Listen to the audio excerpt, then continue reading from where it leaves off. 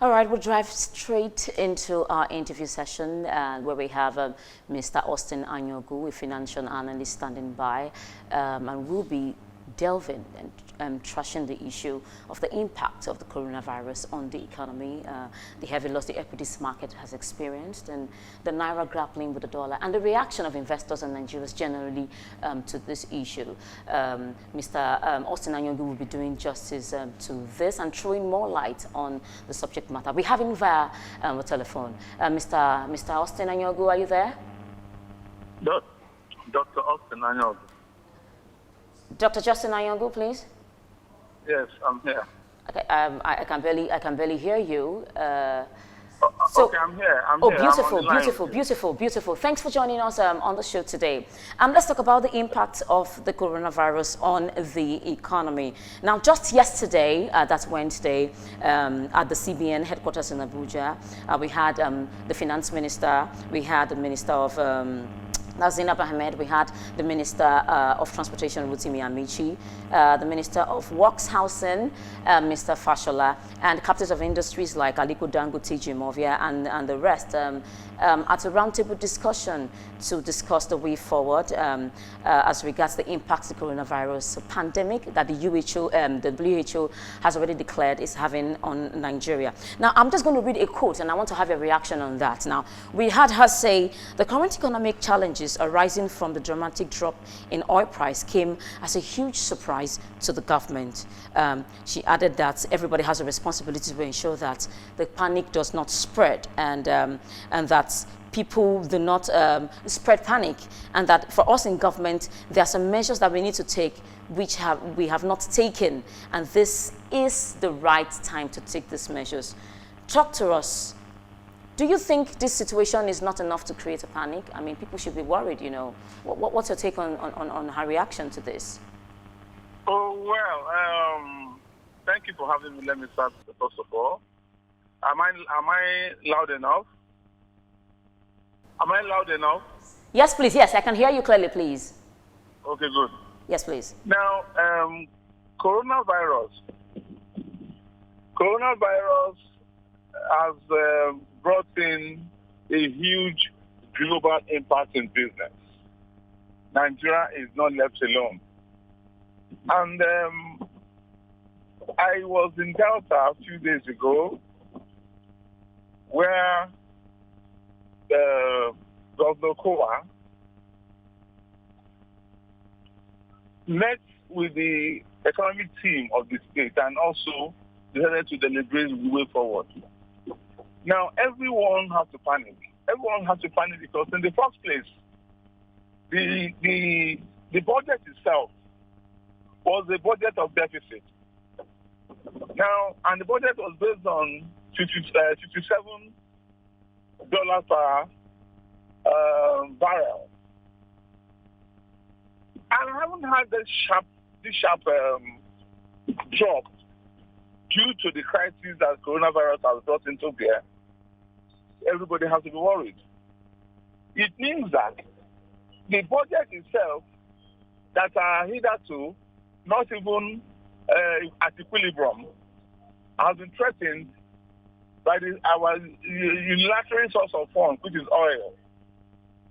Now, oil has always been our mainstay, and that is where the budget of the entire nation was based on. We should be worried because we have lacked for so long. We have not developed other sectors to be able to sustain the economy when there is negative shake in the oil sector. Now, what will be the way out? I can tell you that if you look at the indices of what is going on, inflation at 12.09%, MRR at about 12%, then you have what is it called? The interest rate based on deposits about 4 to 5%. All indications tend towards what? Poverty. So government needs to now go back to drawing board, look at the structure of the budget, look at what we can get from the $33 per barrel that is in the market now. Oh, okay, there was a shift yesterday, so about 37 or 38 or thereabout. We now need to have what we call austerity measures within the budget that will enable us to cope as a country. Because those individuals that you mentioned that met in Abuja knew the implication. Most importations come from China. And those ones are grounded. Now, nobody wants to die. So if anything threatens life, it also threatens the economy. So what we should do actually is go back to drawing board. Simulate, do a simulation with the current reality of the price of oil, and come out with a more stringent and workable position. Definitely, certain projects will be jettisoned or suspended, and look at those subheads in our expenditure structure that we can use to sustain now, because nobody planned for coronavirus. There was no indication to that. So it is a surprise, and we need to also be seen to be responding to it positively. And that's my take. Dr. Anyaogu, people are a bit worried that this team will not be able to make that happen, because over time, over the years, a lot of plans and strategies have been spelt out, but none of them have been carried out to the letter. So, from your point of view, do you think this team will be able to handle it and bring these so-called measures that you just suggested now and make them happen? Well, it might be difficult because attitude is very difficult to change at old age. We're already used to certain patterns as the people, and it's going to work. So, can you hear me? Please speak. Can you hear me? Yes, please speak. Can you hear me? We are with you, Mr. Anyaogu. Okay, fine. I said it was going to be very difficult because we already have a habit and pattern of behavior.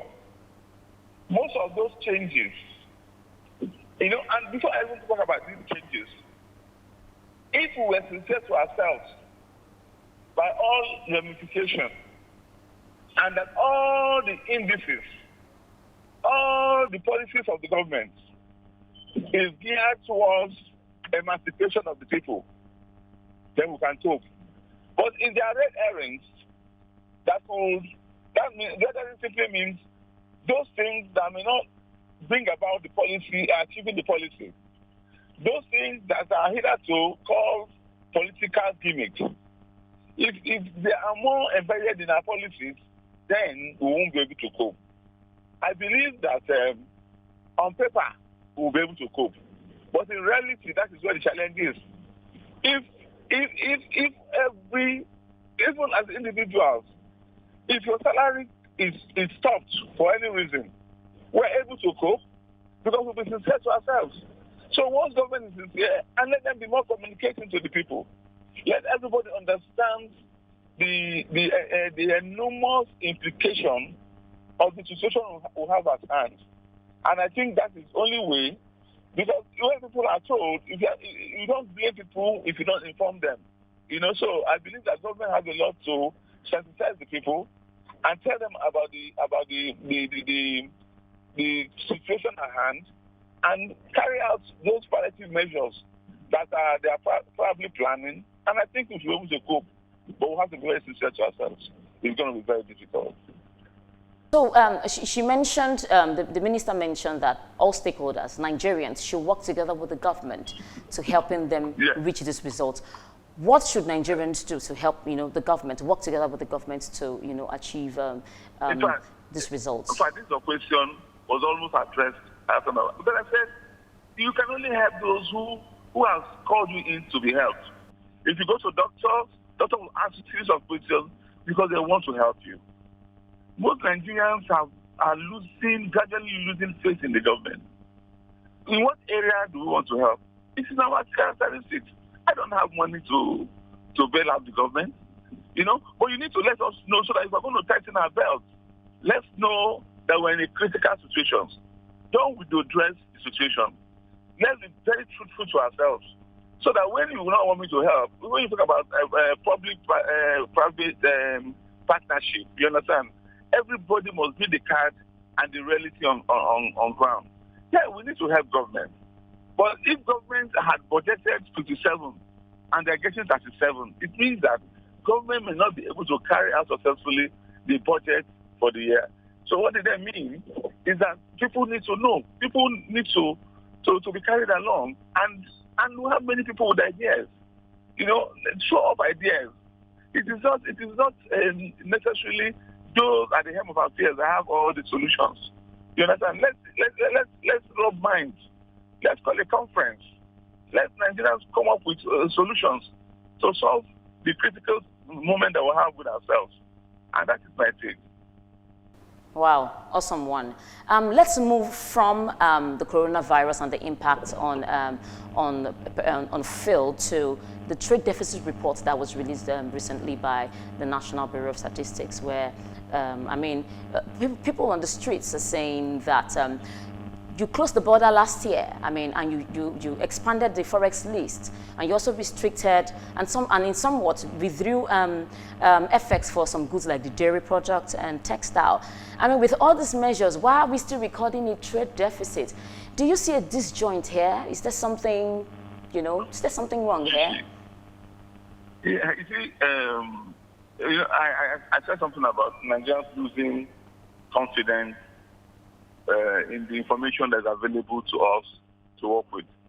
The head of custom recently says that the customs, after the closure of the border, makes about 6 billion on daily basis. Now, so for some of us who are mathematicians, we took our calculators to add what could be coming from customs. Now, at the end of the day, the budget we're having is the budget of deficit. The issue there is sincerity of purpose. Nigerians are beginning to work as if they don't have a government. And I'm very, very correct about what I'm saying. Nigerians are beginning to wake up in the morning and say, if you wait for government, you will die. Nigeria has beginning to feel that there's no government in existence. So, what do? They just have to survive. And if you talk about inflation only strives when there are absolute deficits. When someone cannot even find money to pay school fees, and you come to him and say, look, can you do this and do this to be able to get this money? He looks up and then and says, what do I do? So the truth is that Nigerians are not very, very convinced that whatever government says will be carried out, or whatever government says, it's what it is.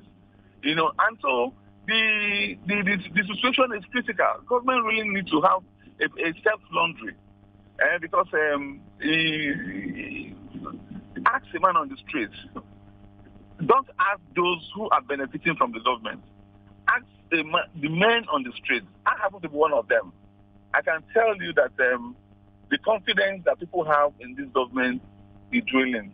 Or it's unfortunate, but me, I will look at the figures. The figures are not adding up. They're not adding up. With all the palliatives, with all the policies, with all the things put together, how come we're operating at deficit?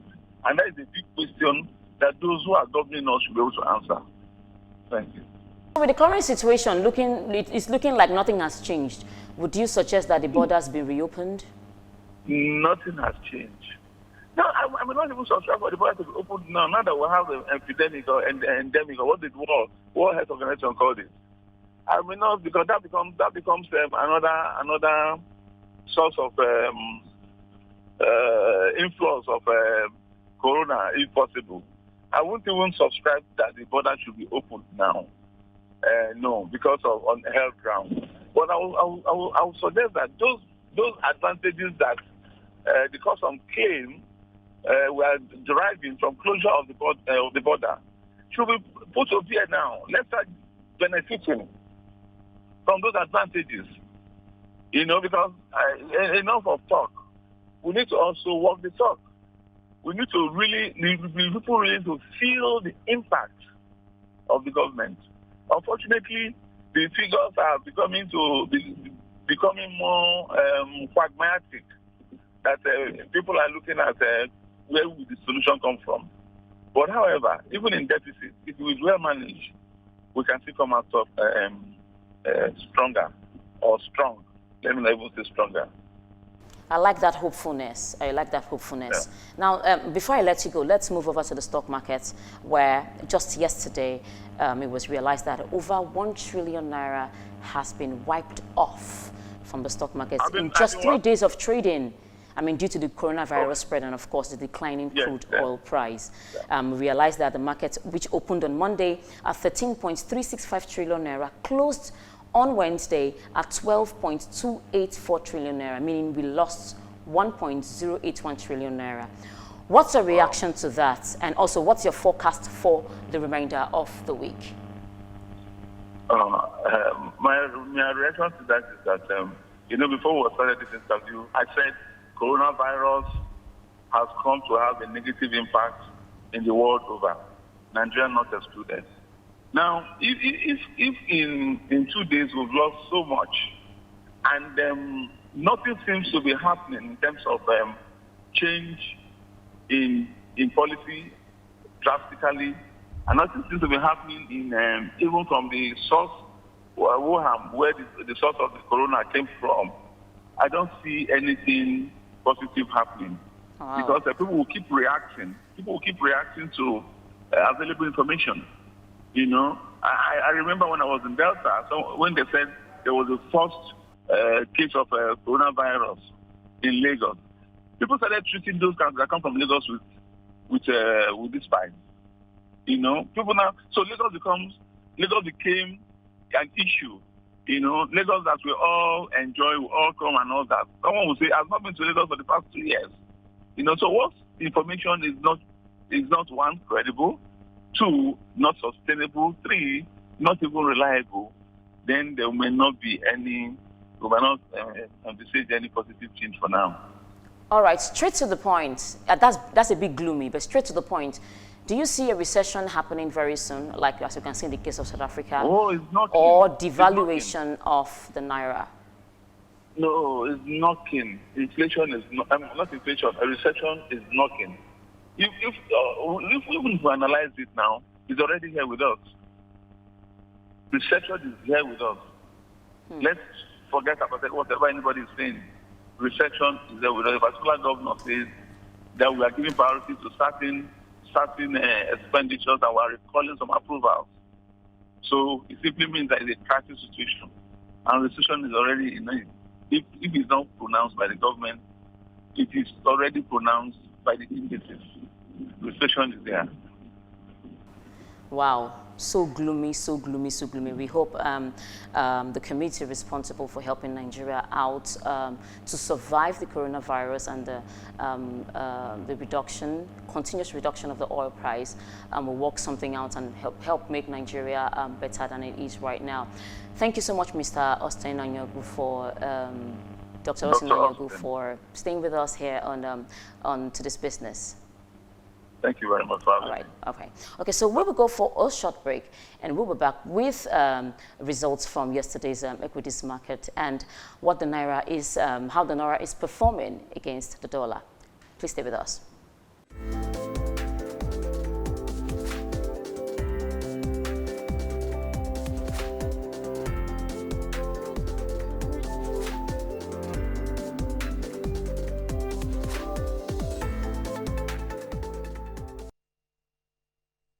All right, to stories on SMEs. To create the next generation of business leaders in the country, the FCT administration has empowered over 100 youth with entrepreneurial skills to venture into digital photography and cinematography.